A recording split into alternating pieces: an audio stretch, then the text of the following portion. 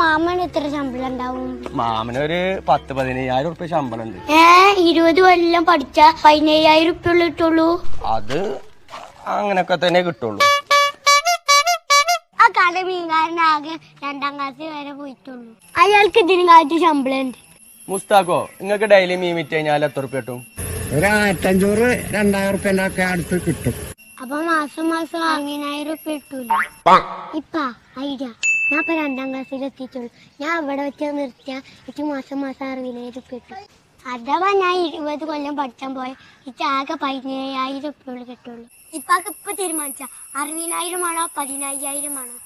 നടക്കട സ്കൂൾക്ക്. നീ മേലാലം മാതിരി ഒലക്കമ്മല ചോദ്യം എന്നോട് ചോദിച്ചാ നിക്കത്. നിർത്തിക്കോ, കൊറേ നേരമായി ഞാൻ തുടങ്ങിട്ട്. ഉത്തരം മുട്ടുമ്പോ ഇപ്പി നിർത്തിക്കോ.